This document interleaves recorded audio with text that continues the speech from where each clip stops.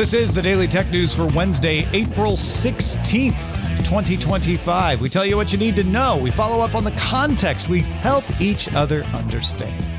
Today, Tanner Goodman tells us about AI use in nuclear plants and more from your emails. I'm Tom Merritt. I'm Jenn Cutter. Let's start with what you need to know with the big story.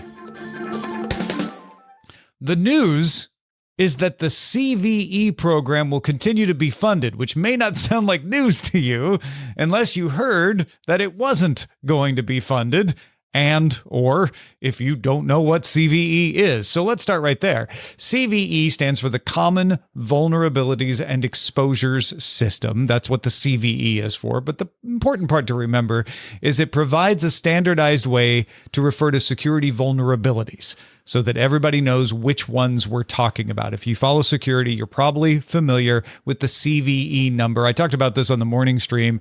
You know, you'll hear different names for the same vulnerability. Like one group calls it the devil's blood virus, and the other group calls it the angry bear virus, but it's the same one. And you can tell that because there's one CVE number. Sometimes you'll have multiple CVE numbers for one group of attacks because they could be patched separately, that sort of thing. It's important. CVE database is maintained by the U.S. National Cybersecurity Federally Funded Research and Development Center.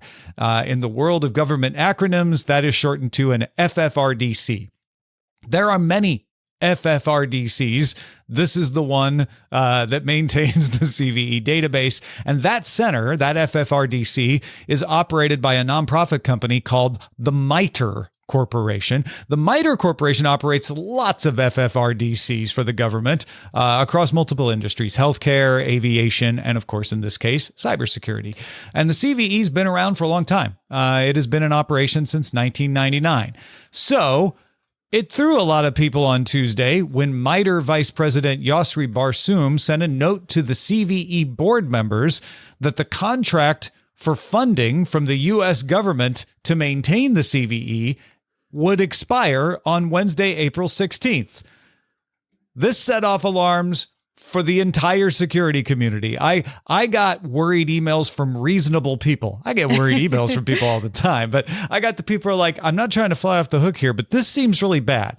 The CVE board announced the launch of a nonprofit called the CVE Foundation in order to secure independence for the CVE. This apparently has been planned for the past year.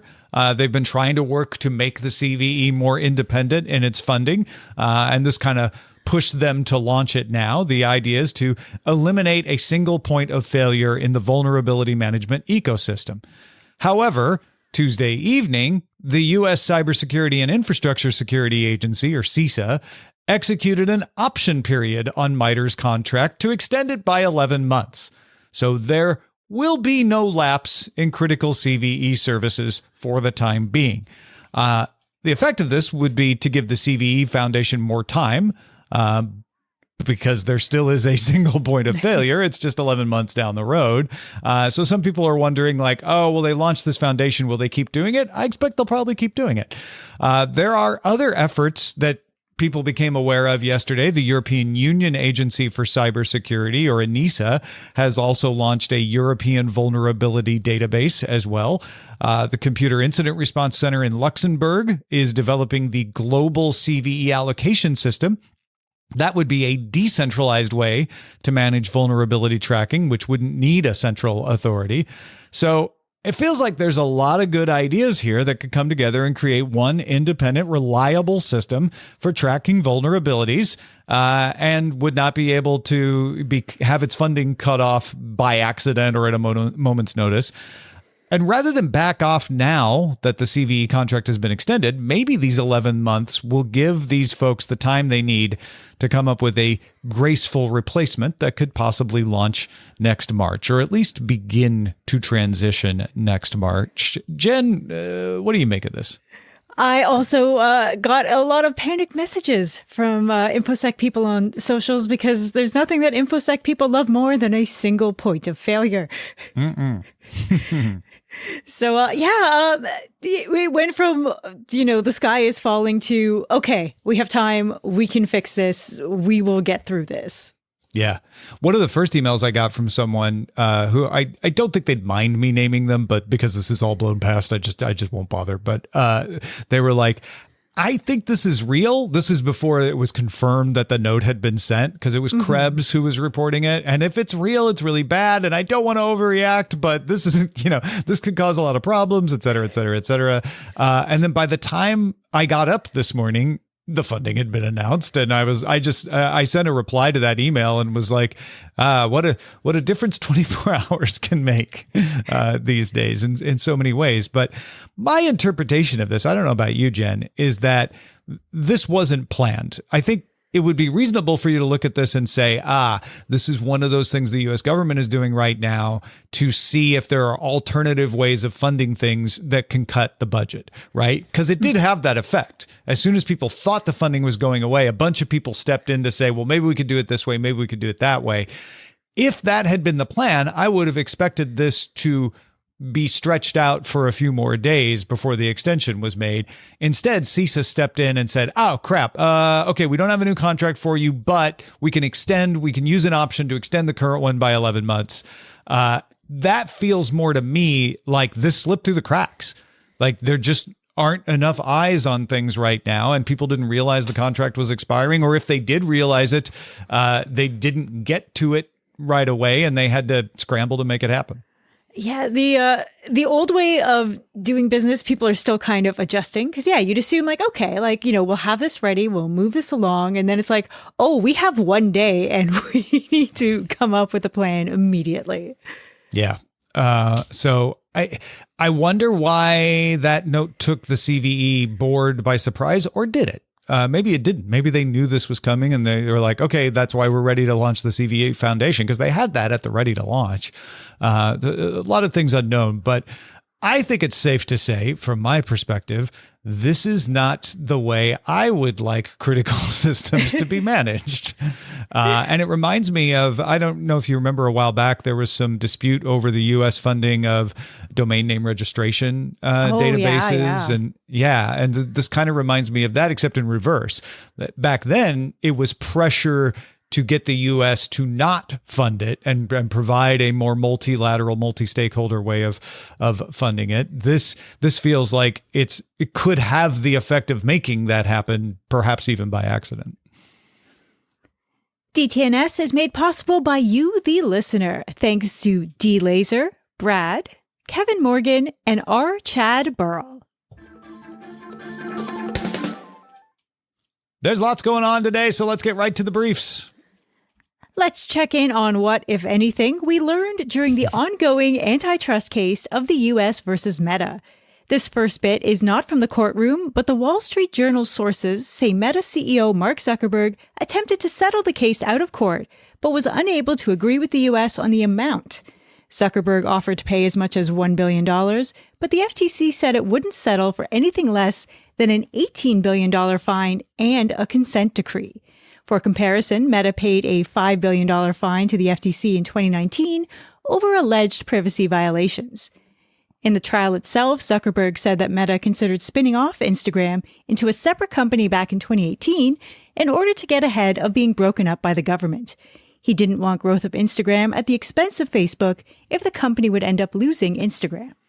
Yeah, so this is Zuckerberg trying to show that holding Instagram was far from creating a monopoly position, but was something that even had negative consequences. We were stealing ads from Facebook to put them on Instagram and force it to grow, and then we were looking at the regulatory climate and saying, well, we could be siphoning things away from Facebook to grow Instagram only to lose it, and blah blah blah blah blah blah blah. So that's sort of interesting. I'm not sure how relevant it'll be in the end. It's hard to tell. The Wall Street Journal story, though, tells me that's why we had the story earlier in the week that the FTC chair Ferguson was in the president's office saying, don't come to an agreement, because $1 billion, $18 billion, we previously paid $5 billion. We just need to meet in the middle, right? Seems to be where that would have been going. And I could see, like an $8 billion fine and a consent decree being something they would agree on. And it seems like Ferguson was like, no, let's not let them off. Let's push them all the way to the trial. Even if we can't win it, we'll get a bigger number out of it. Yeah, I think we're going to hear more about the consent decree because companies really don't like that kind of oversight. No, they do not. After several rounds of restrictions on what Nvidia can sell to China over the last few years, Nvidia developed something called the H20 chip. A lot of you are probably familiar with this. It is a slower interconnection and bandwidth chip, but still useful for AI. So it's equivalent to the Hopper chips, but just a little kneecapped, so it's not too good. And Nvidia created it specifically to be able to sell chips to Chinese companies that didn't violate U.S. restrictions. DeepSeek was developed on machines using H20 chips, for example. However, according to Nvidia's U.S. SEC filing Tuesday, last week, on April 9th, so NVIDIA's known about this for a while, the U.S. told NVIDIA it would need a license to export its H20 GPUs to China. We talked on this show that it looked like they wouldn't need a license for that. Well, it turns out, yes, they do.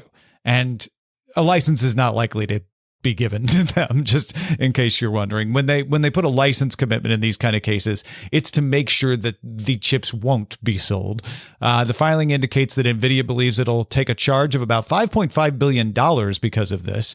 That's as a result of various costs, lost sales, of course, but also broken contracts. If they had agreed to deliver H20s and now they can't, there are sometimes fees that they have to pay. There's inventory costs for H20s that are now sitting in warehouses that won't be moved, etc. AMD also faces the same kind of expenses, as it too is going to be prevented from exporting many of its chips to China. AMD estimates in its own SEC filing that it will cost them $800 million. NVIDIA sells a lot more chips to China than it does. I think it's its fourth largest market behind Singapore, Indonesia, and the U.S. Meanwhile, Huawei launched its Cloud Matrix 384 chip domestically in China. That's comparable to NVIDIA's GB200, which is a bigger cluster that uses Blackwell chips. Blackwell are more recent and newer chips than Hopper, and NVIDIA can't sell Blackwell chips to China, so this is China's domestic replacement. Cloud Matrix uses Huawei's Ascend chip, which is made by TSMC, but it could be made by China's SMIC if it had to. Each Ascend chip has a third of the performance of a Blackwell, but scales better. So you can use 5 times as many of them as you can Blackwell chips, and that allows them in this Cloud Matrix 384 to double the compute of NVIDIA's GB200. That also means almost 4 times as much power use, but that's not a limiting factor in China anyway. And in one last related tidbit on the chip stuff, uncertainty over tariffs and potential orders mean that ASML, which is a Dutch company that makes the equipment companies use to make chips, is reporting weaker than expected orders for its equipment in Q1. So we're already seeing a drop in orders for chip making equipment because of all of this. Yeah, I don't often want to say I feel bad for giant corporations, but this is a tough era to do business in with constantly shifting parts. It's very hard to plan ahead. And these are some big numbers to eat currently. And we also don't know if minds will change in a week, a month, 6 months from now. Yeah, NVIDIA could be growing a lot more and therefore expanding a lot more and developing a lot more. Losing $5.5 billion is going to slow it down. Won't stop it, but it'll slow it down. I'm more concerned about ASML because when you aren't selling chip making equipment, that means down the road, fewer chips are being made, which is going to reduce the market and slow the market and slow development. That is a more significant canary in this particular coal mine, in my opinion. Yeah, if the Americans start picking up some orders for their own domestic chip production, that's one thing, but that's not going to be a quick thing. That is a massive investment over time, continuing stuff promised from the previous government. Yeah. And when you're not buying from ASML, you're not buying because you don't think you're going to be making as many chips no matter where you are in the world, right? Mm-hmm. The damaged undersea cable that links data between Finland and Estonia will return to commercial use on July 15th, according to Finland's Fingrid. Repair work on the S-Link 2 will begin in May. The Verge's Tom Warren says sources tell him that Microsoft has begun internal testing of Copilot for gaming in the Xbox mobile app, not on the Xbox itself. Microsoft announced the project last month. It will act as an assistant eventually while you play a game. So it can give you tips, manage downloads and launches, all of that. The version being tested right now can show you your achievements. You could just say, show me my achievements, and it will. It can recommend games based on your play history. It can give you tips on completing games, but it's not doing that like live while you're playing thing. And it can download and install games on the console.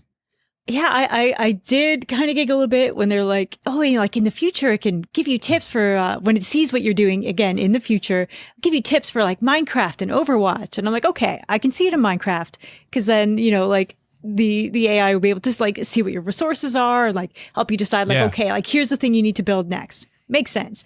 Overwatch 2. If you're playing a stacked team, what's it going to say? Is, like, well, good luck with that. Run. No, I don't know. Hide, run, go away. OpenAI added an image library to ChatGPT that lets you see all of the images you have generated. You can also generate new images from within the library view. It's rolling out now to all users, paid or not. When you get it, you'll see library listed below Explore GPTs in the left side nav. I think this is related to that report that OpenAI might be creating an image-based social network. If you've got a library of images, they might just want to make an easy way for you to share those images with other users. So that seems to add some credence to that report. Kia showed off its 2026 EV4 sedan at the New York International Auto Show. This is Kia's first global electric sedan. It's already on sale in South Korea. It's coming to Europe by the end of the year. And U.S. availability is planned for either Q4 this year or Q1 2026 at the latest. No price announced, but it's expected to start at around $35,000. However, pricing anything in the U.S. this far in advance right now is a fool's errand, so we'll see. U.S. ride-hailing company Lyft has agreed to buy Germany's FreeNow to gain access to the European market. FreeNow is operated by BMW and Mercedes-Benz in more than 150s across Austria, France, Germany, Greece, Ireland, Italy, Poland, Spain, and the United Kingdom. Shein recorded record revenue growth of 38% in April, and Temu saw growth of 60%. These are both according to Bloomberg estimates. These sales were driven by U.S. shoppers stocking up on cheap goods in advance of the expectation of price increases. Both companies are expected to lose their small package exemption for goods less than $800. However, there may be some ways around this. Suppliers in Guangzhou, China, report a sharp decline in orders by as much as 50% from Shein as it anticipates a drop in U.S. demand. Everybody's stocked up now, and then they're not going to buy in the next few months. But also Shein is working to move production out of China. Shein denies that it's doing this, but they're definitely ramping up orders from Vietnamese factories and possibly elsewhere. Restofworld.org reports that, according to the Nigerian Communications Commission, Starlink is the number 2 ISP in Nigeria by subscriber count, behind SpectraNet. At its current growth rate, it would become the number 1 in the country by mid-2026. Those are the essentials for today. Let's dive a little deeper. We've got an ongoing story to follow up on. The Diablo Canyon nuclear power plant in California is allowing some of its employees to use generative models in their work. Many of you may be imagining some sort of Homer Simpson-like scenario, so we talked to someone who works at a nuclear power plant to find out what they think. Tanner, thank you for joining me, man. Hey, Tom. Thanks. Glad to be here. So the story in Gizmodo is that the Diablo Canyon nuclear power plant in San Luis Obispo contracted with a company called Atomic Canyon. They are using a generative model chatbot tool called Neutron Enterprise to help workers, at least right now, understand technical reports and regulations in the broadest sense, anything publicly published. But eventually they want to allow people to use internal documents by scanning those in. As someone who works in this industry, does that sound right? Do I have that right? Mostly. I think my take on reading it is we have, internally and externally, like millions of documents, going back to the 70s or 80s, depending on when these plants were built. We see it kind of as almost a search tool because that information exists. You just don't know where to find it. So using a chatbot like this allows you to search all these documents that may be handwritten that you can't, control F, and then go find it and then have the chatbot summarize. But I think what's cool about what they're doing, it's not just like ChatGPT that summarizes, it also gives you the document and says, this is where I pulled it from, which is where we would go to actually reference. Yeah, so I think that is one of the things that I find key about it too. They installed Nvidia H100s in the power plant. They have trained this specifically on nuclear terminology to be good at nuclear terminology. And it's a narrow tool meant for that. It's not an all-purpose tool. Like you said, you're not just going out to ChatGPT and asking it what it thinks. Tell us a little bit about what you do, and then a little bit about how it would relate if you had access to something like this. Yeah, so I'm a shift technical advisor. So I'm the oversight engineer in the control room. And I just provide technical backup to the crews that are actually operating the plant. And if there was an emergency, I'm there to serve in that capacity to help them out just from a technical aspect. So a tool like this would be insanely useful for me. I also evaluate because a lot of these components run 24/7, 365 and stuff breaks. So a bolt may come loose and I need to know what this one bolt does in this one component. So currently I go and I try and find a document that I think may relate to this bolt. And it may take 6, 7, 8 hours to find the correct document. And this happens, quite frequently where we're trying to just search stuff and we take a ton of time just looking for that. So a tool like this, if I could say, hey, this is the component, this is the kind of bolt, and just using natural language, ask the question that I'm looking for and then have it provide me relevant documentation to then reference. It would save so much time. So when you say you're taking 6 hours to search, is that in a database already? You're not searching through physical documents, are you? Sometimes it can be physical documents, but most of the time we have numerous databases that we can look through and have all of our internal documentation that we look at. And then the Nuclear Regulatory Commission, the NRC, they also have something like 56 million documents that are publicly available for regulation that we can go reference, which again, trying to find a needle in a haystack sometimes with that. But we have our own internal databases. So I think the first concern, I think a lot of people would immediately understand, like, okay, 56 million, even if you know what you're doing and you're familiar, that's a lot to wrap your head around. It's going to take a while to find stuff. Maybe this can speed stuff up, but could it give you wrong information? If it's summarizing something and it happens to, even though it's trained specifically on nuclear terminology, it happens to summarize something in the wrong way, could that end up with you passing along the wrong advice? It could, but I think that's when we go through extensive training, and it's kind of easy to tell if you read something and you say, this doesn't seem right. The nuclear industry in general is very cautious.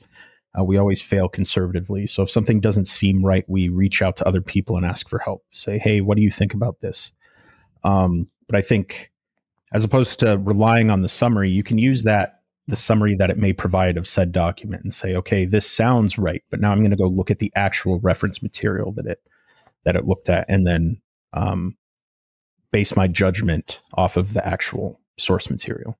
Yeah. And that is one of the things that made me feel better about reading this story is that it provides references to the materials. It's summarizing them so you understand which ones it's talking about, but it clearly lets you go right to the source material to double check yourself, which is good.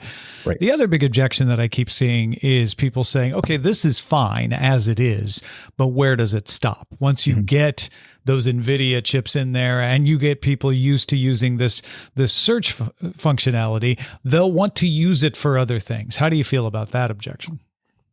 I think this is me speaking personally and just what I've seen. But like I said, the nuclear industry is very cautious. It takes a long time to implement anything.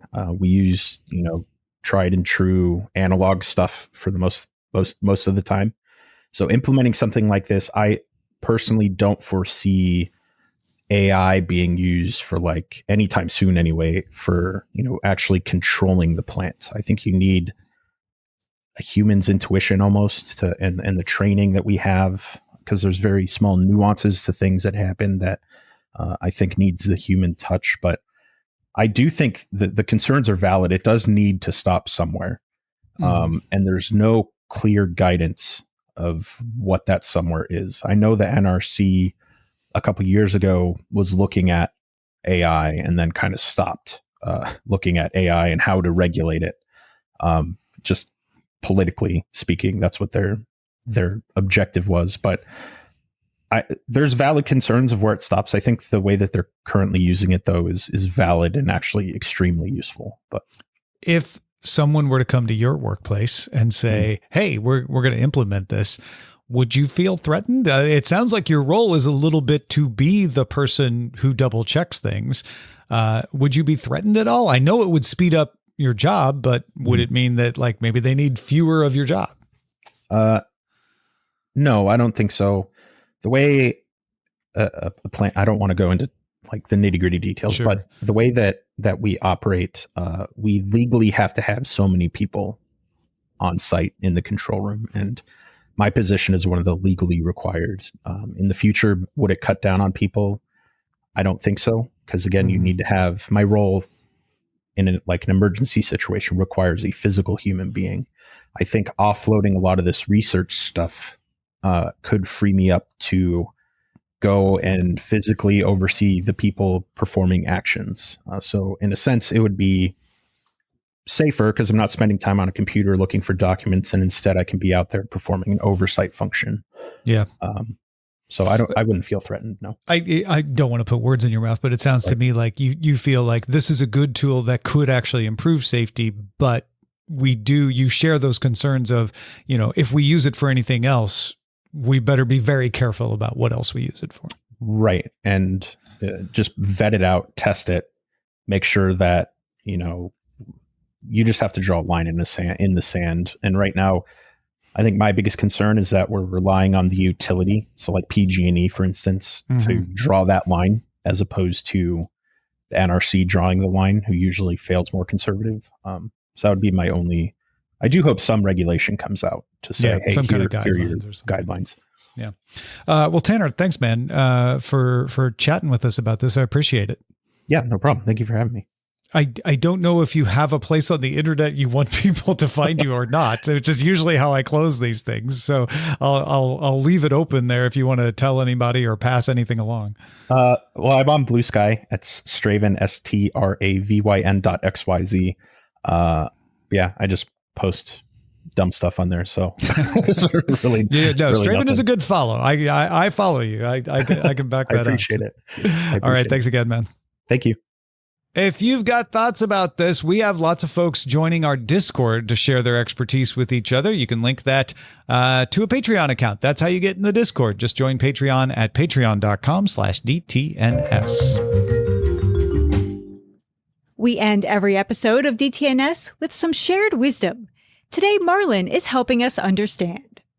So yeah, on Monday, we mentioned the X-Cover phone from Samsung. It's a durable, rugged phone meant for enterprise use and has a replaceable battery. Marlon says, yes, please. I have loved all the previous models of this phone. On the comment about it probably being high cost, all the previous models have been around the $500 range, so really not very costly. Featuring dual SIMs, removable battery, SD card, what's not to love? I have never not had a removable battery and not planning to change now. The last X-Cover honestly charges fast enough and uses the battery so efficiently that I rarely change the battery, but still love the option. Interesting. Never not had a removable battery. I'm trying to think of like the line of phones you'd have to follow to keep with that. But I respect the tradition. Way to uphold it. Yeah, there were a lot of Android phones with removable batteries until 5-ish years ago when they that started to go away. So you would have had to go with these kind of specialty things like the X-Cover. I hope that price stays around $500. Again, these are enterprise phones, so it's not like you'll be able to just walk into a store and buy one, but you still might be able to get one. And if it's even as much more advanced as it looks like it will be in this round, if it stays near that price range, even if it's $600 or $700, it's still a pretty good deal. Although I appreciate Marlon admitting this. I think a lot of people who are like, I wish I had a removable battery, probably rarely remove the battery, or if ever find a need to remove the battery, which is why companies stopped making them removable. But I get it. Just having the option is what a lot of people want. Gotta love the peace of mind. So what are you thinking about? Have you got some insights into a story? Share it with us over at feedback@dailytechnewsshow.com. Big thanks to Tanner, Goodman, and Marlon for contributing to today's show. Thank you for being along for Daily Tech News Show. The show is made possible by our patrons. You could be one of them. Patreon.com/DTNS. Also, we have a new music news show. If you want your music news in less than 5 minutes, be the smartest on music in the room, check out dailymusicheadlines.com. Talk to you tomorrow. The DTNS family of podcasts, helping each other understand. Diamond Club hopes you have enjoyed this program.